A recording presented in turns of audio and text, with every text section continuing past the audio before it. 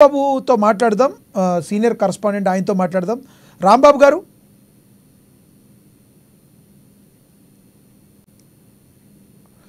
Right, మళ్ళీ మాట్లాడదాం రాంబాబు గారితో. ఇప్పుడు బీజేపీ రాష్ట్ర కార్యవర్గ సభ్యులు అట్లూరి రామకృష్ణ గారితో మాట్లాడదాం. రామకృష్ణ గారు నమస్తే అండి.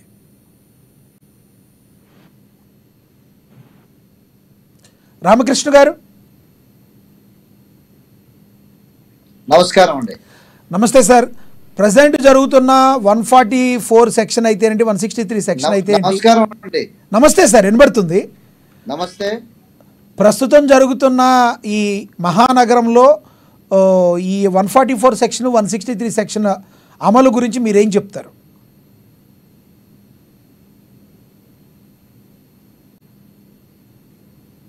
రామకృష్ణ గారు, నా వాయిస్ వినబడుతుందా? అంటే మనకు డెమోక్రసీలో ప్రజాస్వామ్య పద్ధతిలో ఏదైతే జరగాల్సినటువంటిది, అమలు చేయాల్సినటువంటిది ఉందో ఆ పద్ధతులన్నీ కూడా విడనాడి ఒక ఏకపక్ష విధానము, ఒక నియంతృత్వము అనేది ఈ యొక్క సెక్షన్లను విధించడం ద్వారా మనకు కనపడతాం. కాంగ్రెస్ అధికారంలో తర్వాత ఎక్కడైతే ప్రజలకు ఇచ్చినటువంటి గ్యారంటీలు, హామీలు అన్నీ నెరవేర్చాల్సినటువంటి కాంగ్రెస్ ప్రభుత్వం ఇంతవరకు అవి ఏవి కూడా అమలు ప్రజల యొక్క వారి ఏదైతే గమనిస్తున్నారో దాన్ని పక్కదారి పట్టించడానికి ఈ యొక్క చర్యలన్నీ ఉన్నారు. ఈ రోజున కాంగ్రెస్ ప్రభుత్వంలో ఈ యొక్క నజర్ ఎందుకు పెట్టారంటే రైతులు ఈ రోజున సంతోషంగా లేరు, విద్యార్థులు సంతోషంగా లేరు, నిరుద్యోగులు సంతోషంగా లేరు, అదేవిధంగా కార్మికులు సంతోషంగా లేరు, వివిధ ప్రభుత్వ కార్పొరేషన్లలో పనిచేస్తున్నటువంటి ఉద్యోగులు, అదేవిధంగా రాష్ట్ర ప్రభుత్వానికి సంబంధించిన ఉద్యోగులు ఎవ్వరు కూడా ఈ రోజున సంతోషంగా లేరు. వీళ్ళ సమస్యలు పరిష్కారం చేయడానికి చిత్తశుద్ధి లేకుండా పోయింది. దానిలో భాగమే ఈ రోజున ఏదైతే బెటాలియన్కి సంబంధించినటువంటి పోలీసు ఈ రోజున ఆందోళనకు దిగుతున్నారు అంటే వారి సమస్యలను కూడా పరిష్కరించేటటువంటి ఒక పరిస్థితి ఈ యొక్క రాష్ట్ర ప్రభుత్వానికి లేదు. ఇటువంటి పరిస్థితుల్లో మరి ప్రభుత్వ వ్యతిరేక ధోరణి ప్రజల్లో ఈ యొక్క ఉద్యమానికి దారితీస్తున్నటువంటి తరుణంలో ఆందోళనలు జరగవచ్చు. ప్రతిపక్ష పార్టీలు ప్రజల పక్షాన నిలబడి ఉద్యమం చేయొచ్చు. కాబట్టి దీన్ని అణిచివేయాలి. ఎక్కడ కూడా ఈ యొక్క ధర్నాలు కానీ ఇతర కార్యక్రమాలు కానీ చేసుకోవడానికి వీలు లేకుండా నగరంలో ఆంక్షలు విధించి కట్టుదిట్టం చేసి ఒక నియంతృత్వాన్ని పెట్టి వ్యవహరించే విధంగా ఈ యొక్క దాన్ని తీర్చిదిద్దేందుకు తప్పిస్తే ఈ యొక్క సెక్షన్లు దానికోసమే ఈ నజర్ పేరు మీద ఈ విధంగా పెట్టారని చెప్పేసి మేము భావిస్తూ ఉన్నాం. అంతేకాదు ఈ యొక్క ప్రజాస్వామ్యం ఉన్నటువంటి మన దగ్గర మరి మీరు ఎటువంటి ఆందోళన చేయడానికి వీలు లేదంటే సమస్యలు పరిష్కరించకుండా, అడగకుండా, ధర్నా చేయకుండా, నిరసన వ్యక్తం చేయకుండా మరి ఏ విధమైన పద్ధతుల్లో మరి మేము ప్రజల పక్షాన పోరాటం చేయాలి, ప్రజలు ఏ విధంగా పోరాటం చేయాలి, ఏ విధంగా మరి ప్రజలు అడగాలి సమస్యలు అని చెప్పి ఈ సందర్భంగా నేను ప్రశ్నిస్తా ఉన్నా. అంతేకాదు రైట్, ఇదే సీఎం గారు కానీ కాంగ్రెస్ పార్టీ బీఆర్ఎస్ మీద వ్యతిరేక ఉద్యమాల ఆందోళన చేయలేదా? అదేవిధంగా మీ మీద ఆంక్షలు విధించి మరి ఇదే విధంగా చేయకుండా అడ్డుకుంటే మీరు ఏ విధంగా స్పందించారు ఒకసారి ఆలోచించుకోండి. అధికారంలోకి వచ్చిన తర్వాత ప్రజలు ఏమైనా కానీ అంటే మేము మాత్రం బాగుండాలని ఆలోచన. సచివాలయానికి అంత పెద్ద ఎత్తున బందోబస్తు పెట్టుకోవాల్సినటువంటి అవసరం ఏమున్నది?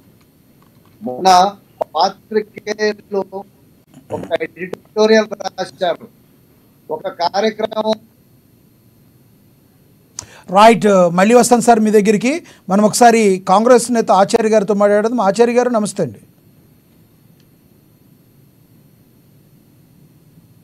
ఆచార్య గారు సార్ నమస్కారం. నమస్తే సార్. ఏంటి సార్ ఇప్పుడు 144 సెక్షన్ కానీ 163 సెక్షన్లు కానీ ప్రధానంగా నగరంలో అమలు చేయడానికి గల కారణం ఏంటి?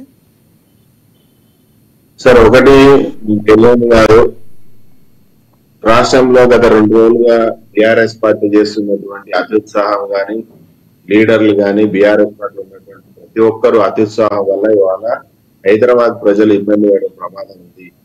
ఇవాళ అడ్డగోలుగా చేసిన తప్పుని కప్పిపుచ్చుకోవడానికి కేటీఆర్ గారు తన సైన్యాన్ని ఇలా చేసిన తప్పుని కప్పిపుచ్చుకోవడానికి మళ్ళీ ప్రభుత్వం మీద బురదజల్లే ప్రయత్నం చేస్తూ ఎక్కడికక్కడ ధర్నాలు రాస్తారోకలు చేసి ఇక మేము ఏదో ఘనకారం చేశామని రాష్ట్ర ప్రజల్ని ఇబ్బంది పెట్టే ప్రయత్నం చేస్తున్నాడు. కాబట్టి ప్రభుత్వం నిర్ణయం తీసుకుందంటే దానికి ప్రజలకు ఇబ్బంది కలగకుండా ఉండడానికి తప్ప ఇక్కడ లేకుండా ప్రజలు ఇబ్బంది పెట్టాలనో లేకుండా ప్రజలు రోడ్ల మీద వస్తే వాళ్ళు ఆపాలనే ఉద్దేశం కాదు.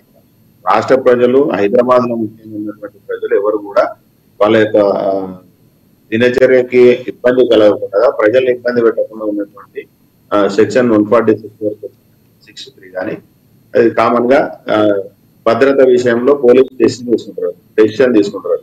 అంటే ముందస్తు అరెస్టులు కానీ ముందస్తు ధర్నాలు కానీ ముందస్తు ఏదైనా సమాచారం ఉంది మరి ప్రతిపక్షంలో ఉన్నటువంటి పార్టీ ఏదైనా చేసే ప్రయత్నం ఉన్నప్పుడే అప్పుడు ఇంటెలిజెన్స్ సమాచారం మేరటువంటి సెక్షన్లు పెట్టడం గతంలో చూసినాం, ఇప్పుడు చూసినాం. మిత్రుడు మాట్లాడతాడు గ్యారెంటీల నుంచి పక్కదో పట్టించారు. మేమే 10 ఏళ్ళు అయింది అధికారంలోకి వచ్చి, మేము వచ్చి 10 నెలలు అయింది. ఈ గ్యారెంటీల గురించి మాట్లాడితే గ్యారెంటీల గురించి మేము ఎందుకు చేయమండి? కాంగ్రెస్ పార్టీ ఎప్పుడన్నా మాట తప్పిందా? మడమ తిప్పిందా?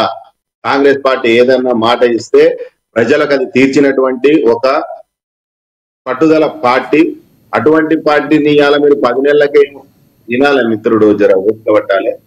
ఏదైనా సరే 10 నెలలు గడిచింది, దగాపడ్డ తెలంగాణ అప్పుల పాలు చేసి రాష్ట్రాన్ని అధోగతి పాలు చేసి లక్షల కోట్ల రూపాయలు దోచుకున్నటువంటి కేసీఆర్, ధర్నా చౌక్ కొట్టేసినటువంటి కేసీఆర్, ధర్నాలు చేసే రాస్తారోకలు చేసే కేసులు పెట్టినటువంటి కేసీఆర్ పోయినా 10 ఏళ్ళైంది ప్రజాపాలన ఎక్కడ కూడా ఎవరిని ఇబ్బంది పెట్టే ప్రయత్నం కానీ కాంగ్రెస్ పార్టీ చేయలేదు. ఏ పోలీసు వాళ్ళ తల్ల ఎవరిని నిర్బంధించినటువంటి చరిత్ర కానీ ప్రతిపక్షాలను అణిచివేత గురి చేసినటువంటి చరిత్ర కానీ మాకు లేదు. అటువంటి దౌర్భాగ్యం మాకు పట్టలేదు. ఎందుకంటే ప్రజలకు ఏం కావాలో అంటే ఇప్పుడు ఆచార్య గారు ఇప్పుడు 144 సెక్షన్ 163 సెక్షన్ అమలు అయ్యేది ఏక్ పోలీస్ నినాదంతో జరిగే పోలీసుల యొక్క రాస్తారోకల గురించి కాదా? కేవలం ప్రతిపక్ష పార్టీలు ఏమైనా చేస్తాయనే రక్షణాత్మక ధోరణిలో మీరు చేస్తున్నారా? ఒక విషయాన్ని డిపార్ట్మెంట్ ఏ సెక్షన్ తీసుకొచ్చి ఏది అమలు చేసినా ప్రజలకు ఇబ్బంది కలగకుండా ఉండడానికి తప్ప ఏ ప్రజలు రోడ్ల మీద తిరగొద్దని కాదు, ఎవరి పనులు వాళ్ళు చేసుకోవద్దని కాదు. ఇప్పుడు అంతిమంగా ప్రతిపక్షాలు అణికిమాలిన పనులు మెడకేసుకొని రాష్ట్రంలో ఉన్నటువంటి ప్రజల్ని, రాష్ట్రంలో ఉన్నటువంటి హైదరాబాద్ లో ఉన్నటువంటి ప్రజల్ని ఇబ్బంది పెట్టే ప్రయత్నం. గతంలో బీఆర్ఎస్ పార్టీ చేసినటువంటి దుర్మార్గమైనటువంటి చర్యను ఉందేలే. ఎక్కడ కూడా ఎవరిని పడితే వాళ్ళని ఇళ్లలో అరెస్ట్ చేసి ఇళ్ల నుంచి బయటకు రానియకుండా గేట్లు పెట్టి తాళాలు వేసి దోషుల ఇంటి దగ్గర పెట్టి చేసినటువంటి చరిత్ర మాది. అటువంటి చేసేంత దౌర్భాగ్యం మాకు పట్టలేదు. ఎందుకంటే ధర్నా చౌక్ ఎత్తేసినటువంటి చరిత్ర బీఆర్ఎస్ పార్టీ. మిత్రుడు ఒక 6 గ్యారెంటీల నుంచి డైవర్ట్ కావడానికి ఏదో పెట్టినారంటారు. మీరు గుర్తించాలి, ఈ రాష్ట్రము దగాబడినటువంటి తెలంగాణలో అప్పుల పాలి జీతాలు కూడా ఇవ్వలేనటువంటి స్థాయికి దిగజార్చినటువంటి దుర్మార్గమైనటువంటి పాలన 10 ఏళ్ళు అయింది మనం చూసినాం. మరి అటువంటి పాలన నుంచి ఇవాళ ప్రజాపాలన ఏదైతే అప్పుల పాలు 7 లక్షల కోట్ల రూపాయలు అప్పులు చేసినట్టే పోనీ రాష్ట్రానికి ఏమన్నా ఉపయోగించినట్ట లేదు. ఎందుకంటే తన పార్టీ ఆఫీస్ కట్టుకోవడానికి, విమానాలు కొనడానికి, దేశనేతాని దేశాల చుట్టూ తిరగడానికి లక్షల కోట్ల రూపాయలు దోచుకున్నది కేసీఆర్. ఎందుకంటే కాగు నివేదిక ఇచ్చింది 8,000 కోట్ల రూపాయలు కాళేశ్వరంలో అవినీతి చేసిందని. అదేవిధంగా ఇవాళ సెక్రటరేట్ కానీ అమరవీర స్థూపం కానీ ఏ ప్రాజెక్టు తీసుకున్నా లక్షల కోట్ల రూపాయలు అవినీతి చేసినటువంటి చరిత్ర కేసీఆర్ గారిది. కేవలం తన పార్టీ అకౌంట్ లోనే 600 కోట్లు ఉన్నట్టుగా ప్రజాధనాన్ని ఎంత దుర్వినియోగం చేసిందో మీరు అర్థం చేసుకోవాల్సినటువంటి అవసరం ఉంది. ఇవాళ మేము గ్యారంటీలు 100% మేము నెరవేర్చాం. ఈ రాష్ట్రాన్ని దగాబడ్డ తెలంగాణను ఒక దారిలో పెట్టి సరైన పద్ధతిలో పెట్టి పారదర్శకతగా ఎకనామికల్ గా రాష్ట్రాన్ని అభివృద్ధి చేసి ఇచ్చినటువంటి 6 గ్యారంటీలు 100% మేము నెరవేరుస్తాం. దాన్ని వెనక్కి పోవడానికి కాంగ్రెస్ పార్టీ ఎక్కడ కూడా వెనకం చేయడం లేదు. ఇప్పుడు తెలుసుకోవాలి. 10 కోట్ల మంది మహిళలు అన్న ఒక్క నిమిషం కన్క్లూడ్ చేస్తా. ఇప్పటిదాకా ఫ్రీ బస్సు ద్వారా 10 కోట్ల మంది మహిళలు యొక్క ఫ్రీ బస్సుని సద్వినియోగం చేసుకొని చాలా నిరుపేదమైనటువంటి మహిళలు వాళ్ళ ఉద్యోగాలు లేకుండా వాళ్ళు గభ్యస్థానాలు చేరుకోవడానికి ఎంతో అవకాశాన్ని కల్పించింది. అదే విధంగా 200 యూనిట్ల వరకు ఫ్రీ కరెంట్ ఎవరైతే వాడుతున్నారో వాళ్ళకు కూడా ఫ్రీ కరెంట్ ఇచ్చినాం. 500 గ్యాస్ సబ్సిడీ ఇస్తున్నాం. దాదాపు 2 లక్షల లోపు రుణమాఫీ ఏదైతే ఉందో 80% మందికి ఇప్పటి వరకు చేరింది. కేవలం 2 లక్షలు పైబడినటువంటి ఎవరైతే 25 నుంచి 30% రైతులు ఉన్నారో వాళ్ళకు కూడా 2 లక్షలు పైబడిన ఏదైతే అమౌంట్ ఉందో దాన్ని కట్టుకొని మిగతా అమౌంట్ మేము ఇస్తామని చెప్పేసి మేము మాట ఇచ్చినాం. అది 100% ఎవరైతే ఇస్తున్నారో వాళ్ళ అకౌంట్లలో పడుతుంది. మీరు ఒకటే తెలుసుకోవాల్సింది, గత ప్రభుత్వం 2 పర్యాయాలు ఏదైతే రుణమాఫీ చేసిందో మేము ఒకటే అట్ టైంలో మరి మేము ఆ రుణమాఫీ చేసినటువంటి రుణవిముక్తులను చేసిన ఈ టాపిక్ మళ్ళీ మాట్లాడదాం ఆచార్య గారు. రైతులను అడగా రైతులకు ఏ అన్యాయం జరగకుండా మేము అన్యాయం జరిగింది అన్నట్టుగా ప్రతిపక్షాలు సృష్టిస్తున్నటువంటి యొక్క కృత్రిమ ధర్నాలు రాష్ట్ర తప్ప నిజమైనటువంటి రైతులు బ్యాంకుల దగ్గర అడిగితే వాళ్ళు రుణమాఫీ జరగడం జరిగింది. చాలా మంది లోన్లు కూడా అంటే ఆచార్య గారు ఇక్కడ ఇంకోటి, ఇప్పుడు ఏ ప్రభుత్వం పరిపాలన చేసినా ప్రజలకు మంచి చేస్తే మంచి, ప్రజలకు నచ్చకపోతే రాస్తారోకోలు చేయడం, ప్రజల్లో ఉద్యోగాలు కావాలంటే బయటికి రావటం, రోడ్డును ఎక్కడం, విద్యార్థులు రోడ్డును ఎక్కడం, ఇది ప్రజాస్వామ్యంలో ఇదంతా ఒక భాగం, అంతర్భాగం.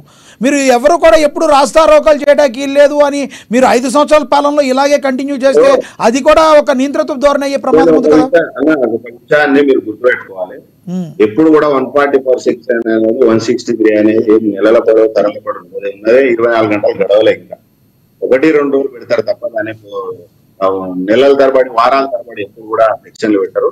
ఏదన్నా ఒక సిచ్యువేషన్ వచ్చినప్పుడు దాన్ని 1 డే 2 డేస్ సెక్షన్ వల్ల ఆ సెక్షన్ వల్ల ప్రజలకు ఏమి నష్టం లేదు. రైట్ ఆచార్య గారు, మళ్ళీ వస్తాను మీ దగ్గరికి. మనతోటి సీనియర్ జర్నలిస్ట్ రాంబాబు గారు ఉన్నారు, ఆయనతో మాట్లాడదాం. రాంబాబు గారు, గుడ్ ఈవినింగ్ అండి. నమస్తే అండి రాంబాబు గారు, వాయిస్ వినబడుతుందా? రాంబాబు గారు, ప్రజెంట్ జరుగుతున్న 144 సెక్షన్ 163 సెక్షన్ల అమలుకి ప్రధానమైన కారణం ఏంటి? ప్రజల్లో దీని గురించి ఎటువంటి చర్చ జరుగుతుంది? 163 సంబంధించినటువంటి అంశాలను కూడా ఈ రోజు ప్రస్తావించాల్సినటువంటి అవసరం ఉందని చెప్పేసి ఇటు కాంగ్రెస్ కానీ లేకపోతే ప్రభుత్వం కానీ చెప్తాం, అదే పోలీసులు కూడా చెప్తాము. ప్రధానంగా 144 సెక్షన్ తీసుకురావడానికి గల కారణం ఏంటంటే ఈ యొక్క ఏ రాష్ట్రం ఒక రాష్ట్రంలో ఒకే పోలీసు విధానం ఉండాలని చెప్పేసి వాళ్ళు గత కొంతకాలంగా ఏదైతే బెటాలియన్ పోలీసులు ఆందోళన చేస్తా ఉన్నారో ఈ ఆందోళనకు సంబంధించినటువంటి అంశంలో ఇప్పటికే రాష్ట్ర ప్రభుత్వం కానీ లేకపోతే పోలీస్ డిపార్ట్మెంట్ కానీ ఒక ప్రకటన చేయడం జరిగింది. ఇప్పుడున్నటువంటి గతంలో ఉన్నటువంటి ఏ విధంగానైతే 13 రోజుల తర్వాత సెలవులు 3 రోజులు ఇవ్వడం లాంటి వ్యవస్థ ఉందో దాన్ని కంటిన్యూషన్ చేస్తామని చెప్పేసి వీళ్ళ ఆందోళనకు పరిగణలోకి తీసుకున్నటువంటి యంత్రాంగం ఈ యొక్క సర్కులర్ విడుదల చేయడం జరిగింది. పాత పద్ధతినే అమలు చేస్తామని చెప్పడం జరిగింది. అయినా కానీ ఈ యొక్క ఆందోళన అదే విధంగా కొనసాగుతుండటంతో రాష్ట్ర ప్రభుత్వానికి కానీ లేకపోతే పోలీసు యంత్రానికి కానీ కొన్ని అనుమానాలు ఉన్నాయని చెప్పేసి డీజీపీనే స్వయంగా దీని వెనుక కొన్ని వ్యతిరేక శక్తులు ఉండి పనిచేయిస్తా ఉన్నాయి. మేము పాత పద్ధతిని అమలు చేస్తామని చెప్పినప్పటికీ కూడా వినకుండా పెద్ద ఎత్తున ఆందోళన చేసేటువంటి పరిస్థితి ఉన్నది. కాబట్టి ఆందోళన చేసేటువంటి పరిస్థితి వెనక మీద కొన్ని శక్తులు నడిపిస్తున్నాయని చెప్పేసి ఆరోపణలు చేసినటువంటి పరిస్థితి మనం ఇక్కడ అర్థం చేసుకోవాలి. దాంతో ఇటు ముఖ్యమంత్రి స్వయంగా ఆయన ఇంటి దగ్గర ఉన్నటువంటి ఆయన వ్యక్తిగత సిబ్బందిని కూడా అంటే అక్కడ ఉన్నటువంటి సెక్యూరిటీ విభాగాన్ని మార్చాల్సినటువంటి పరిస్థితి. ఎందుకంటే అదే డిపార్ట్మెంట్ అక్కడ సెక్యూరిటీగా ఉంటే ఆ డిపార్ట్మెంట్ ఇలా ఆందోళన చేసేటువంటి పరిస్థితి. కాబట్టి అక్కడ సెక్యూరిటీ కూడా మార్చాల్సినటువంటి పరిస్థితి ఏర్పడలేదు. కాబట్టి ఇక్కడ పెద్ద ఎత్తున ఆందోళన చేస్తూ ఉన్నారని చెప్పేసి ఒకవైపు ప్రభుత్వం నిర్ణయం తీసుకున్నా కానీ నిర్ణయానికి వ్యతిరేకంగా కూడా ఆందోళన కంటిన్యూషన్ చేస్తూ ఉండడంతో దీనిపైన కొంత అనుమానాలు ఉన్నాయని చెప్పేసి అందుకొరకే 144 సెక్షన్ పెట్టామని చెప్పేసి సివి ఆనంద్ గారు చెప్పడం జరిగింది. హైదరాబాద్, సైబరాబాద్ ఈ యొక్క కమిషనరేట్ పరిధి రాచకొండ 3 కమిషనరేట్ పరిధిలో ఇవన్నీ ఈ యొక్క 144 సెక్షన్ వర్క్ ఇస్తామని కూడా చెప్పడం జరిగింది. మరొకవైపు సెక్రటేరియట్ దగ్గర 163 ఈ యొక్క సెక్షన్ కూడా అమలు చేస్తామని చెప్పి ఇక్కడ కూడా నియమ నిబంధనలు ఉంటాయని చెప్పి కూడా చెప్పడం జరిగింది. ధర్నాలు కానీ ర్యాలీలు కానీ ఇవన్నీ కూడా ఎక్కడ కూడా అనుమతి లేదని చెప్పేసి నవంబర్ 28 వరకు కొనసాగుతాయని కూడా చెప్పడం జరుగుతాం. కానీ బయట ఉన్నటువంటి కొంత ప్రచారం కానీ లేకపోతే వివిధ వర్గాలు చేసుకున్నటువంటి ప్రచారం కానీ ఈ యొక్క ఈ మధ్య కాలంలో జరిగినటువంటి అనేక సంఘటనలు, ఎందుకంటే పబ్లిక్ వ్యవస్థ ప్రకటన చేయడం జరిగింది. బాంబులు పేలుతాయి, పొలిటికల్ బాంబులు పేలుతాయని చెప్పడం జరిగింది. ఈ పొలిటికల్ బాంబులు వాటి పొలిటికల్ బాంబులు అంటే ఏంటనే దానిపైన కొంత చర్చ నడుస్తా ఉంది. మొన్న జరిగినటువంటి ఏదైతే పోలీసులు చెప్తా ఉన్నారో లేకపోతే ఈ అరెస్టులు జరిగినాయో రేవ్ పార్టీకి సంబంధించినటువంటి రేవ్ పార్టీ అని పోలీసులు చెప్తా ఉన్నారు, కాదు దావత్ అని బీఆర్ఎస్ నేతలు చెప్తా ఉన్నారు. కానీ ఈ పార్టీకి సంబంధించినటువంటి అంశంలో అరెస్టులు ఉంటాయని చెప్పేసి ఇప్పటికే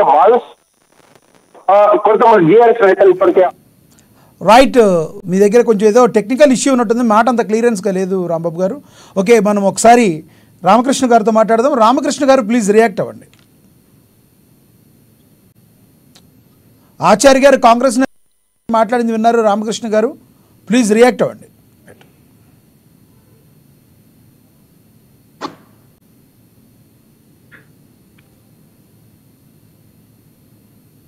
రైట్ ఆచార్య గారు. ఎస్ ఆచార్య గారు మనం గతంలో ఎన్నో ఇప్పుడు పొరుగున ఉన్న రాష్ట్రాలతో మనం పోల్చుకోవడం అనేది కామను. ఇప్పుడు మంచి ఏదన్నా జరిగితే ప్రజలు పక్క రాష్ట్రంలో అలా ఉందంట, మన దగ్గర కూడా ఉంటే బాగుండని సామాన్య ప్రజలు అనుకుంటారు. అట్లాగే పోలీసులు కూడా పక్కన ఉన్నట్టు పక్క రాష్ట్రాల్లో ఉన్నట్టు ఏక్ పోలీసు నినాదం మన దగ్గర ఎందుకు అవలంబించకూడదు? కొంతమంది ఇప్పుడు ఏఆర్ పోలీసులు కానీ లేదంటే టీఎస్ఎస్పీ బెటాలియన్ కానీ వీళ్ళందరూ 26 గంటల పాటు 26 రోజుల పాటు 24 గంటల చొప్పున పనిచేయడం వల్ల కుటుంబాలకి మేము దూరం అయిపోతున్నామని వాళ్ళు చెప్తున్నారు. దాన్ని అసలు వాళ్ళు రోడ్డుకెక్కే వరకు పరిస్థితిని ఎందుకు తీసుకొచ్చారంటారు ప్రభుత్వం? ఇప్పుడు ఇవాళ 10 నెలల్లో తీసుకున్నటువంటి పద్ధతులు కాదు కదా. ఈ రాష్ట్రంలో పోలీస్ డిపార్ట్మెంట్ కి సంబంధించి ఏఆర్ కానీ సివిల్ కానీ అదేవిధంగా టీఎస్పీఎస్కి సంబంధించినటువంటి టీఎస్ఎస్పీ గారికి సంబంధించిన ఎవరికి కూడా ఉన్నటువంటి నిబంధనలు ఏవి కొత్తవి కాదు. గత 10 సంవత్సరాలుగా ఏ నిబంధనలు అయితే ఈ రాష్ట్రంలో ఉందో వాటినే పద్ధతులు నడుస్తున్నాయి తప్ప తెలంగాణ రాష్ట్రంలో ఎక్కడ కూడా కొత్త పద్ధతులు. ఆచార్య గారు గతంలో సీఎం రేవంత్ రెడ్డి గారు ప్రతిపక్షంలో ఉన్నప్పుడు ఆయన పోలీసులందరికీ అన్యాయం జరుగుతుంది, పోలీసులకి న్యాయం చేసేది ఎవరన్నా ఉంటే అది మా కాంగ్రెస్ ప్రభుత్వమే చెప్పారు. రాజ్యాంగంలోనే అనేక సవరణలు జరుగుతున్నప్పుడు పోలీసు వ్యవస్థలో సవరణలు జరగకూడదని ఏం లేదు కదా. గతంలో ఎట్లా ఉందో అదే విధంగా కంటిన్యూ అవటం అంటే అర్థం లేదు కదా. ఇప్పుడు నేనేమంటున్నా, వాళ్ళు అడిగినటువంటి ఏదైతే పాత పద్ధతి అడుగుతున్నారో తెలుసుకోవాలి. మధ్యలో తెలంగాణ వచ్చిన తర్వాత కొన్ని గత ప్రభుత్వం తీసుకున్నటువంటి నిర్ణయాలను వేగంగానే ఇవాళ పోలీస్ యంత్రాంగం రోడ్ల మీద రావడం జరిగింది. మరి దాన్ని అంగీకరించిన తర్వాత ప్రభుత్వం దాన్ని యాక్సెప్ట్ చేసిన తర్వాత కూడా వీళ్ళు ధర్నా చేస్తున్నారంటే దాని వెనకాల ఉన్నటువంటి మతలబ్ ఏంది, దాని వెనకాల ఉన్నటువంటి ప్రతిపక్షాల యొక్క ఏమంగీకరించింది ఆచార్య గారు? ప్రభుత్వం ఏం చెప్పింది? గతంలో ఏ విధంగా అయితే ఇది తెలంగాణ రాష్ట్రంలో ఏ విధంగా అయినటువంటి పద్ధతులు ఉన్నావో దానికి అనుగుణంగానే యాక్సెప్ట్ చేసింది ప్రస్తుతం ఉన్నటువంటి ప్రభుత్వం. కాబట్టి దాన్ని యాక్సెప్ట్ చేసినట్టు కూడా మళ్ళీ ఉద్దేశపూర్వకంగా మళ్ళీ ధర్నాలు రాస్తారోకలు చేస్తున్నారంటే ఏ ప్రజలకైతే రక్షణ కల్పించాల్సినటువంటి బాధ్యత పోలీసుల మీద ఉందో ఇక్కడ ఆచార్య గారు అంటే పోలీస్ డిపార్ట్మెంట్కో వాళ్ళకో లేదంటే కొంతమంది రాజకీయ నాయకులకో మీడియా మిత్రులకో తెలిసే అవకాశం ఉంటుంది. గతంలో ఏమున్నాయి, ఇప్పుడు తెలంగాణ వచ్చిన తర్వాత ఎటువంటి చేంజ్ అయినాయి, కానీ గతంలో లాగానే మేము చేస్తామంటే ఇంకా వాళ్ళకి ఏమైనా ప్రాబ్లమ్స్ ఉండుంటాయి. అలా చేస్తున్నారు అని కూడా అనుకోవచ్చు కదా. ఎందుకు ప్రతిపక్షాలే చేపిస్తున్నారని అనుకోవాలి మనం? ఎవరో వెనుకున్నారని ఎందుకు అనుకోవాలి? ఒకటి, ఇప్పుడు ఏదైతే డీజీపీ గారు కూడా వాళ్ళతో చర్చించినారు, యూనియన్స్ తో చర్చించిన తర్వాత వాళ్ళ డిమాండ్స్ యాక్సెప్ట్ చేసిన తర్వాత కూడా ధర్నాలు జరుగుతున్నట్టు దాని అర్థం ఏంటి? దాన్ని ఏ విధంగా అర్థం చేసుకోవాలి? కొన్ని యూనియన్ వాళ్ళు కూడా బయటకు వచ్చి ఎక్కడ కూడా మాట్లాడినటువంటి సందర్భాలు కానీ మనకు కనపడతలేదు. కేవలం రోడ్ల మీద ధర్నాలు జరుగుతున్నాయి తప్ప యూనియన్స్ సంబంధించినటువంటి వాళ్ళకి సంబంధించిన యూనియన్స్ కానీ వాళ్ళకి సంబంధించిన అధికారులు కానీ ఎవరు కూడా దాని గురించి మాట్లాడతలేరు, ప్రభుత్వం దగ్గరికి తీసుకొస్తలేదు. మరి డీజీపీ గారిని అంగీకరించిన తర్వాత మరి ఇటువంటి చర్యలు తీసుకోవడం పద్ధతి కాదని చెప్పేసి మరి వారు పెట్టినటువంటి 144 సెక్షన్ 163 తప్ప ఇక్కడ ఎవరినో ప్రజల్ని ఇబ్బంది పెట్టాలి, హైదరాబాద్ లో పబ్లిక్ ఇబ్బంది పెట్టాలని కదా. ఏ ప్రజలకు ఇబ్బంది జరుగుతుందో ఆ పోలీస్ యంత్రాంగమే మనకు అండగా ఉండాల్సింది పోయి వాళ్ళే రోడ్లెక్కి మరి ఇప్పుడు యాక్సెప్ట్ చేసిన తర్వాత వాళ్ళ డిమాండ్ యాక్సెప్ట్ చేసిన తర్వాత కూడా వాళ్ళు ధర్నాలు రాస్తారు చేయడం అని దాని మీద అనుమానాలు ఉన్నాయి కాబట్టి దాన్ని కొంతకాలం వాళ్ళకి డేట్ అయితే ఇచ్చింది కానీ ఎప్పుడైతే సర్దు అనుకుంటే ఎత్తేసే ప్రయత్నం చేస్తుంది ప్రభుత్వం. అంటే ప్రధానంగా ఎవరైనా కూడా ప్రజలకి అంతిమంగా ప్రజలకి ఏవీ లాస్ జరగకుండా చూసే బాధ్యత ప్రభుత్వానికి ఉంటుంది. కానీ ప్రజల్ని కాపాడేది పోలీసులు. పోలీసుల యొక్క సమస్యల్ని వెంటనే పరిష్కరించాల్సిన బాధ్యత ప్రభుత్వం మీద ఉంటుంది కదా. నాంచుడు ధోరణిలో కాకుండా ఇమీడియట్లీగా చేయొచ్చు కదా. దానికి ఒక ప్రకటన చేసి ఈ రకంగా మేము ముందుకు వెళతాము అని మీరు ఒక ప్రకటన ప్రభుత్వ పోలీసు ఉన్నతాధికారుల చేత ఎందుకు ఇప్పించలేకపోతున్నారు? దాని విషయంలో గత వారం రోజులుగా డిపార్ట్మెంట్ లో ఎవరైతే ధర్నాలు చేస్తారో వాళ్ళతో చర్చలు జరుగుతూనే ఉన్నాయి. ఈ చర్చల్లో భాగం నిన్నటి వరకు కొంత సానుకూలంగానే స్పందించినటువంటి మొన్నటి వరకు దాదాపు ఆదివారం రోజు వరకే మరి సానుకూలంగా స్పందించి ప్రభుత్వం కూడా వాళ్ళ డిమాండ్స్ యాక్సెప్ట్ చేయడం జరిగింది. మళ్ళీ మండే నుంచి మరి ఎందుకు ధర్నాలు రాస్తారోకలు జరుగుతున్నాయో దాన్ని పరిగణనలో తీసుకొని మరి డీజీపీ గారు మరి నిర్ణయం తీసుకోవడం జరిగింది. అయిపోతే దీని పెద్ద విషయమేం కాదు. ఏ పోలీస్ యంత్రాంగంతో రాష్ట్ర ప్రభుత్వం వాళ్ళకి అండగా ఉంటది. ఎవరిని కూడా ఇబ్బంది పెట్టే ప్రయత్నం ప్రభుత్వం చేయదు. 2-3 రోజుల్లో క్లియర్ అయితే కాకపోతే ఒక స్పష్టమైనటువంటి నిర్ణయంతో వాళ్ళు వస్తే సరిపోతుంది. కానీ ఇట్లా ఒక నిర్ణయాన్ని చెప్పిన తర్వాత యాక్సెప్ట్ చేసిన తర్వాత మళ్ళీ డిమాండ్ పెట్టడం అనేది సరైన పద్ధతి కాదు. అది త్వరలోనే క్లియర్ అయ్యే అవకాశాలు ఉన్నాయి. అంటే ప్రధానంగా కాంగ్రెస్ నేతలు కొంతమంది చెప్తున్న మాట బీఆర్ఎస్ నేతల యొక్క తీరును బట్టి ఈ రకంగా చేయాల్సి వస్తుంది. ఈ ఏదైతే జనవాడ ఫామ్ హౌస్లో సంబంధించినవి కావచ్చు, లేదంటే బీజేపీ మాట్లాడుతున్న మాటలు కావచ్చు, ఈ రెండింటి పరిణామాల నడుమ ప్రజలకు ఏదైనా ఇబ్బంది కలిగేటట్టు ఏదైనా చేస్తని ఇటువంటి స్టెప్స్ తీసుకుందని కూడా అనుకోవచ్చా? వాస్తవం ప్రతిపక్షాలు జనవాడ ఫామ్ హౌస్ విషయంలో చాలా అగ్రెసివ్ గా ప్రభుత్వం మీద ఏదో బురద జల్లే ప్రయత్నం చేసింది గత 2-3 రోజులుగా మనం అంతా చూస్తున్నాం. కానీ ఏమీ లేని దాన్ని తప్పు చేసి మళ్ళీ తప్పుని కప్పిపుచ్చుకునే ప్రయత్నం కేసీఆర్ అనేటువంటి కేటీఆర్ అని కూడా ప్రధాన ప్రతిపక్షాలు ఉండవు. ఇవాళ ప్రభుత్వం తప్పు చేస్తే ప్రశ్నించాల్సినటువంటి ఒక ప్రధాన పార్టీ గత ప్రభుత్వంలో పనిచేసినటువంటి నాయకులు మీరే తప్పు చేస్తే సమాజానికి ఏం మెసేజ్ చేయాలనుకుంటున్నారు? మళ్ళీ చేస్తూ దాని మీద మళ్ళీ వారి పార్టీ ఎమ్మెల్యేలు కానీ గతంలో పనిచేసినటువంటి మంత్రులు కానీ ఎమ్మెల్యేలు కానీ మరి అడ్డగోలుగా రోడ్ల మీదకి రావడము, ట్రాఫిక్ అంతరాయం కలిగించడం, పబ్లిక్ ఇబ్బంది పెట్టడం, అంటే నువ్వే చేసిందే తప్పు. దాన్ని మళ్ళీ పబ్లిక్ ని సఫర్ చేసే దిశగా మరి పనిచేస్తున్నటువంటి ఆ తీరును అడ్డుకట్ట వేయాలంటే కంపల్సరీ యొక్క పబ్లిక్ కి అంతరాయం కలగకుండా డిసిషన్ ఏదైతే తీసుకోవాలో తీసుకుంటుంది ప్రభుత్వం. ఎవరికి కూడా ఇబ్బంది కలిగే అవకాశం లేదు.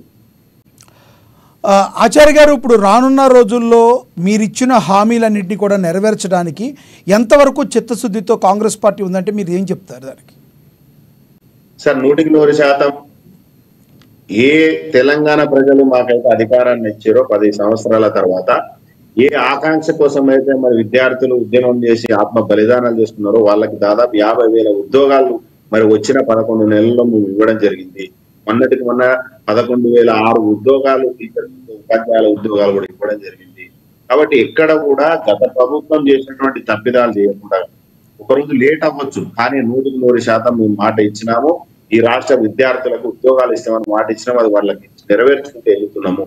కానీ 6 గ్యారెంటీల విషయంలో ఏదైతే ఈ యొక్క తెలంగాణ 10 సంవత్సరాలుగా దగాపడి దోచుకోవడానికి దాచుకోవడానికి గత ప్రభుత్వం పనిచేసిందో మరి ఇవాళ ఉన్నటువంటి పరిస్థితుల్లో జీతాలు కూడా ఇవ్వలేనటువంటి దుర్మార్గమైనటువంటి స్థితికి దిగజారినటువంటి గత ప్రభుత్వం చేసినటువంటి అరాచకాన్ని అరికట్టి రాష్ట్రం యొక్క ఎకనామికల్ గా డెవలప్ చేసి మరి రాష్ట్ర ప్రజలకు మేము ఇచ్చినటువంటి గ్యారెంటీలు నెరవేర్చే దిశగా మేము పనిచేస్తాం. ఎందుకంటే 10 ఏళ్ళ నుండి కూడా వాళ్ళకి రుణమాఫీ చేయనటువంటి ప్రభుత్వం వాళ్ళ బ్యాంకులకు అప్పులుగా ఉండి ఇవాళ మేము 2 లక్షలు రుణమాఫీ చేయడం వల్ల మళ్ళీ 2 లక్షల రూపాయలు వాళ్ళకి లోన్ తీసుకునే అవకాశాన్ని కల్పించింది తెలంగాణ ప్రజాపాలన రేవంత్ రెడ్డి గారి ప్రభుత్వం. మరి ఇవాళ మాట్లాడతారు రుణమాఫీ చేయలేదు ఇంకా రైతులను ఇబ్బంది పడతారు. మీరు వెళ్ళండి, ఏ గ్రామానికి వెళ్తావు, ఏ జిల్లాకి వెళ్తావు, ఏ మండలానికి వెళ్తావు వెళ్ళండి. ప్రధానంగా ఒకటి ఆచార్య గారు, ఇప్పుడు గతంలో కాంగ్రెస్ ప్రభుత్వం ఏదైతే దూకుడుగా ఉందో ఆ దూకుడు స్వభావాన్ని గత కొన్ని నెలలుగా డౌన్ఫాల్ చేసుకుంటూ వస్తుందని చెప్పి మీకేమైనా ప్రధానంగా ఏమైనా వస్తుందా? ఎందుకంటే హైడ్రా విషయంలో భస్మాసురాస్త్రంలాగా తన మీద తానే పెట్టుకున్నట్టు కన్వెన్షన్ కూల్చేయడంలో, లేదంటే కొంతమంది వాళ్ళు కూల్చేయడంలో ఉన్నప్పుడు వచ్చిన మీకు ప్రజా సపోర్టు, మరి మీరు మూసీ సుందరీకరణ అనుకోండి, లేదంటే మూసీ ప్రక్షాళన అనుకోండి, ఏదైనా అనుకోండి, మీరు తీసుకున్న నిర్ణయాలకి ఒక్కసారిగా మీరు రక్షణాత్మక ధోరణిలో పడ్డారా? ప్రతిపక్షాలు మీకు అలాంటి పరిస్థితిని క్రియేట్ చేశాయా? సార్, ఒకటి మాత్రం వాస్తవం, ప్రతిపక్షాలు ఏమన్నా ప్రజలు ఏమనుకున్నా, ముఖ్యంగా హైదరాబాద్ 4th సిటీగా మనం డెవలప్ చేసుకోవాలంటే మరొక తమిళనాడుగా, మరొక కేరళగా, లేకుంటే మరో మహారాష్ట్రగా, లేకుంటే మొన్న జరిగినటువంటి ఖమ్మం వరదల ఏ విధంగా అయితే ఇబ్బందులు పడిందో మరి ఆ విధంగా మనం హైదరాబాద్ ని చేసుకుందామా? కేరళలో 350 మంది మరి నిర్దాక్షిణంగా వరదలు వచ్చి కొట్టుకుపోయి చచ్చిపోయినప్పుడు మనం చూసినాం కదా, దేశ ప్రజలంతా మనం కూడా చూసినాం కదా. ఇదే తమిళనాడులో 12 రోజుల పాటు దిగ్బంధంలో, నీటి దిగ్బంధంలో ఉండి తాగనికి నీళ్లు దొరకక, భోజనం దొరకక, వసతులు దొరకక వందలాది మంది ప్రాణాలు కోల్పోయి వేల కోట్ల ఆస్తులు మరి నాశనమైపోయినప్పుడు మనం చూసినాం. నిన్నటికి నిన్న కృష్ణ గోదావరి పొంగడం వల్ల మరి విజయవాడ ఏ విధంగా మరి ప్రజలు ఇబ్బంది పడినారు, 2,000 కోట్ల ఆస్తులు నష్టం, ఎంతమంది ప్రాణ నష్టం జరిగింది మనం చూసినాం. మరి మళ్ళీ అటువంటి ప్రమాదం హైదరాబాద్కి రాకూడదంటే ఎవరో ఒకరు యజ్ఞం చేయాలి.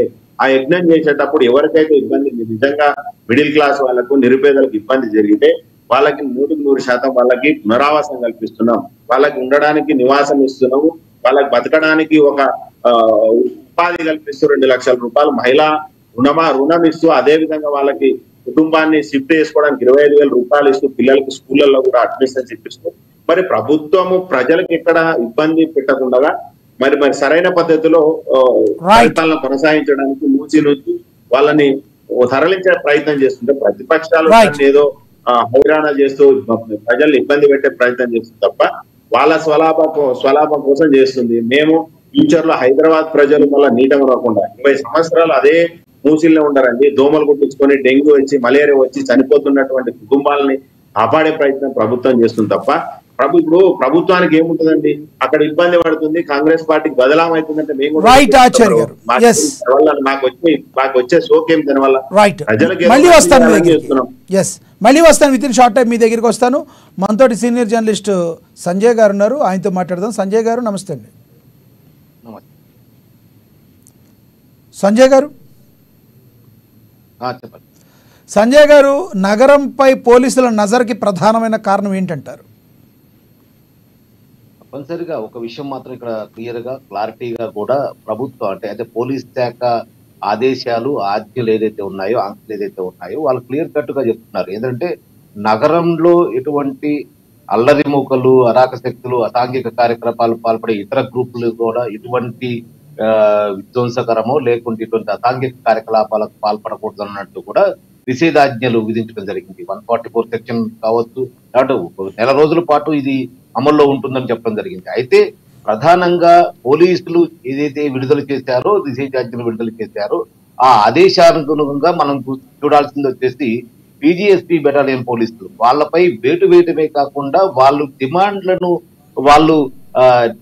డిమాండ్లను మేము తిరస్కరిస్తున్నామనంటూ ప్రభుత్వం కరాఖండిగా చెప్తుండటం, అంతేకాకుండా బెటాలియన్ సంబంధించిన ఉద్యోగస్తులని కూడా ఉద్యోగాల నుంచి తొలగిస్తుండటం, వారి ఫ్యామిలీలు కావచ్చు, ఏదైతే బెటాలియన్ పోలీసులకు సంబంధించిన ఫ్యామిలీలు కావచ్చు, లేకుంటే పోలీసులు కావచ్చు, బెటాలియన్ పోలీసులు కావచ్చు, వారందరూ కూడా రోడ్డెక్కే పరిస్థితి ఏర్పడటంతో ఇది ఎక్కడ ఆందోళనకు దారితీస్తుందన్న ఒక అనుమానంతో ఏదైతే పోలీస్ శాఖ ఇటువంటి నిర్ణయాలు తీసుకోవడం జరిగింది. అయితే ప్రధానంగా ఈ కారణాల చేతనే ఎటువంటి అల్లర్లు కానీ, ఎటువంటి అసాంఘిక వాతావరణం ఏర్పడకూడదు. అదే కాకుండా పోలీసులు ఏదైతే పోలీసులపై పోరాడే పరిస్థితి వస్తున్న నేపథ్యంలో ఇటువంటి ఇబ్బందికర పరిస్థితులు చోటు చేసుకోకూడదు అన్నట్టుగా వాళ్ళు నిషేధాజ్ఞలు జారీ చేయడం. అయితే దీని వెనక మాత్రం తప్పనిసరిగా రాజకీయ ఆలోచనలు కానీ, రాజకీయకు సంబంధించిన కార్యకలాపాలు ఏదైనా జరిగే అవకాశాలు కూడా ఉంటాయన్న దాన్ని ప్రభుత్వం ఆ నిషేధాజ్ఞలను మాత్రం మినహాయించలేమని చెప్పవచ్చు. ఎందుకంటే ఇప్పటికే ఏదైతే రాష్ట్ర మంత్రి అంటే సీనియర్ మంత్రి అని చెప్పుకోవచ్చు, రాష్ట్రం అంటే ప్రెసిడెంట్ గా అయితే పొంగులేటి రాష్ట్ర మంత్రిత్వంలో ఉన్నారో పొంగులేటి శ్రీనివాసరెడ్డి, ఆయన క్లియర్ కట్ గా చెప్పడం జరిగింది. ఏదైతే నేను వచ్చే లోపే కొన్ని బాంబులు పేల్తాయని అంటాం, అదే కాకుండా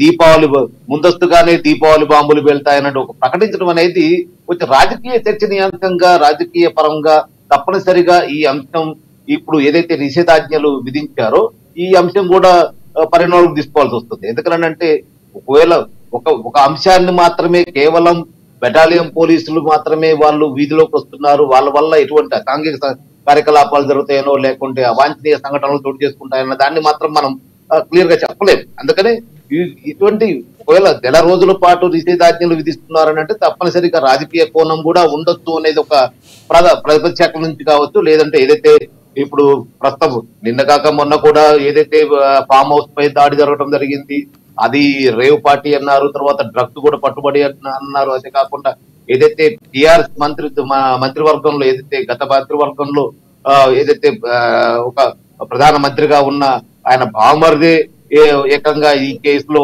నిందితుడిగా ఉండటం కావచ్చు, ఇవన్నీ కూడా చూస్తుంటే తప్పనిసరిగా ఇటువంటి ఏదైతే రాజకీయ పరిణామాలు, తీవ్రమైన పరిణామాలు ఉండే అవకాశాలు ఉంటాయి. కాబట్టి ఇటువంటి చర్యలకు పోలీస్ శాఖ నిర్ణయం తీసుకుంటుందని అనుకుని చెప్పొచ్చు. అయితే దీనికి కాంగ్రెస్ వాదులు కూడా ఏం చెప్తారనేది కూడా మనం వినాల్సి ఉంటుంది. రైట్ ఆచార్య గారు కంక్లూడ్ చేయండి సార్. ఒకటి మాత్రం వాస్తవం, గతంలో జరిగినటువంటి ఏ ఉద్యమాలు అయితే మనం చూసినామో అటువంటి ఉద్యమం ప్రజలకు కూడా ఇబ్బంది కలిగే ప్రయత్నం చేయము. కానీ ఇవాళ 144 సెక్షన్ పెట్టినా 163 పెట్టినా అది ప్రజలకి ఎక్కడ కూడా ఇబ్బంది కలిగే వాతావరణం లేదు. కేవలం రాజకీయ పార్టీలు అల్లరిముక్కలు నగరం పైనటువంటి ప్రయాణికులు కానీ లేకుంటే ప్రజలు కానీ ఇబ్బంది పడకుండా పెట్టినటువంటి సెక్షన్లు తప్ప ఎవరిని కూడా ఇబ్బంది పెట్టాలనే ఉద్దేశంతో పెట్టింది కాదు. వాళ్ళ డిమాండ్స్ యాక్సెప్ట్ చేసిన తర్వాత కూడా వాళ్ళు ధర్నా చేస్తుంటే దాని వెనక ఏదో రాజకీయ కోణం ఉంది కాబట్టి దాన్ని ఈ సెక్షన్లు పెట్టడం జరిగింది. ఎందుకంటే ప్రజల్ని రక్షించాల్సినటువంటి పోలీసులు వాళ్ళ డిమాండ్స్ యాక్సెప్ట్ చేసిన తర్వాత కూడా మళ్ళీ వాళ్ళు రోడ్ల మీదకి వస్తున్నారంటే దానికంటే దుర్మార్గం లేదు. కాబట్టి ప్రజలు ఇబ్బంది పడే ప్రమాదం ఉంది, జీవాలు వస్తుంది, రేపు ఏం జరిగినా కూడా ప్రభుత్వం దానికి బాధ్యత వహించాల్సిన అవసరం ఉంది. కాబట్టి ముందస్తు జాగ్రత్తలు చేపట్టాల్సింది ఉంది. కాబట్టి ప్రభుత్వం మీద వాళ్ళు 144 కానీ 163 కానీ సెక్షన్లు పెట్టడం జరిగింది. ఈ ఆంక్షలు ఎప్పుడు కూడా ప్రజలకు పంపించారు. ఎందుకంటే ప్రజలు కూడా ఎవరు కూడా సమూహంగా వచ్చేలేదు, వాళ్ళు ధర్నాలు చేసేది, రాస్తారోకలు చేసేది. ప్రతిపక్షాలు కానీ ఇప్పుడు చేస్తున్నటువంటి ధర్నాల వల్ల ఇబ్బంది కలగకుండా ముందస్తు జాగ్రత్తలు ప్రభుత్వం తీసుకుంది. అందులో భాగమే ఇవి తప్ప ఎవరిని ఉద్దేశించాలి, ఎవరు లేకుంటే ఎవరిని ఇబ్బంది పెట్టాలన్నా ప్రజలు ఇబ్బంది పెట్టాలని మాత్రం ఎక్కడ కూడా లేదు. రైట్, సంజయ్ గారు కంక్లూడ్ చేయండి.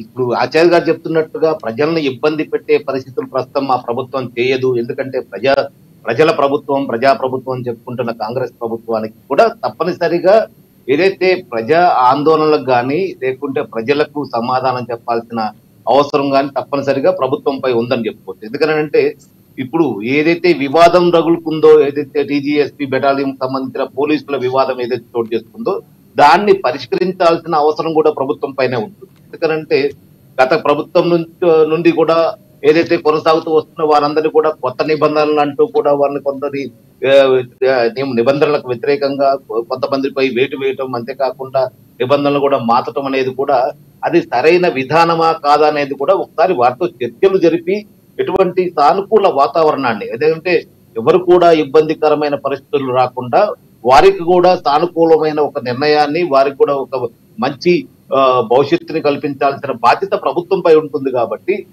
ఎటువంటి వివాదాలు చేసినా కూడా, ఎటువంటి నిషేధాజ్ఞలు చేసినా కూడా ఏదైతే రాజకీయ పరంగా కాకుండా వారి ఉద్యత భద్రతపై కూడా మీరు హామీ ఇవ్వాల్సిన పరిస్థితి ప్రస్తుతం తప్పనిసరిగా ప్రభుత్వంపై ఉంటుందని ఈ సందర్భంగా నేను చారి గారు కూడా మాకు చెప్తున్నారు. ప్రజా సంఘాలు కావచ్చు, లేదంటే ప్రజలకి మేము మద్దతుగానే ఉంటున్నాం, ప్రజా ప్రభుత్వం కాబట్టి తప్పనిసరిగా మేము వారికి అందరూ కూడా శాంతియుతంగా ఉండాలన్న విధంగానే మేము నిషేధాజ్ఞలు విధించామని చెప్తున్నారు. కానీ ఇటువంటి ఆందోళన రావడానికి కారణాలు ఎందుకు, వాటిని ఎలా పరిష్కరించాలని అనే ఒక వాదన కూడా వారికి ఇబ్బందికరమైన పరిస్థితులు చోటు చేసుకోకుండా పరిష్కారం చూపాల్సిన బాధ్యత కూడా ప్రభుత్వపై ఉందనేది మాత్రం ఈ సందర్భంగా నేను జారీ గారు కావచ్చు, కాంగ్రెస్ ప్రభుత్వానికి కావచ్చు, ప్రస్తుత ప్రభుత్వానికి కావచ్చు నేను ఒక సూచనగా గానే నా అభిప్రాయంగానే చెప్తున్నాను చెప్పుకోవచ్చు. రైట్ సంజయ్ గారు ధన్యవాదాలండి. అదేవిధంగా ధన్యవాదాలు ఆచార్య గారు, ధన్యవాదాలు రామకృష్ణ గారు, అట్లూరి రామకృష్ణ గారు చర్చలో పాల్గొన్నందుకు. ఏది ఏమైనప్పటికీ ముఖ్యంగా టీఎస్ఎస్పీ బెటాలియన్ మరియు ఏఆర్ పోలీసులు నెలలో 26 రోజుల పాటు డ్యూటీలోనే ఉండటం వలన తమ కుటుంబాలు బంధాలు ఎలా నిలబడతాయని పోలీసు కుటుంబ మహిళలు రోడ్డెక్కారు. ఇలా ఉంటే హైదరాబాద్లో పోలీసుల నిషేధాజ్ఞలు జారీ చేసిన విషయం మనందరికీ తెలుసు. నగరంలో 144, 163 సెక్షన్లు అమలవుతున్నాయి. ఇందులో భాగంగా ధర్నాలు, రాస్తారోకోలు, బంద్లపై నిషేధం కొనసాగుతుంది. కమాండ్ కంట్రోల్ నుండి అడుగడుగున పోలీసులు నిఘా కూడా కొనసాగుతుంది. అయితే నిషేధ ఆజ్ఞలపై ప్రతిపక్షాలు అయిన బీఆర్ఎస్, బీజేపీ పార్టీలు అనుమానాలు వ్యక్తం చేస్తున్నాయి. పండుగ సీజన్ కాబట్టి ముందస్తు చర్యలని పోలీసులు చెప్తున్నప్పటికీ రాజకీయ కారణాల్లో భాగంగా ప్రతిపక్ష పార్టీలైన తమ నేతల అరెస్టుకు కుట్ర జరుగుతుందని బీఆర్ఎస్, బీజేపీలు ఆరోపిస్తున్నాయి. నగరంపై నజర్కి అసలు కారణం కూడా మరి తెల్లవారి వీళ్ళైతే శాంతి భద్రతలని చెప్తున్నారు పోలీసులు. మరి ప్రజలైతే దీని గురించి ఒక క్లారిటీకి రావాలన్నా, ఏం జరిగిందని తెలవాలన్నా మరి కొంత సమయం వేచి చూడాల్సిన పరిస్థితి. అలాగే విధంగా పోలీసులు ఎవరైతే ఉన్నారో ఏఆర్ పోలీసులు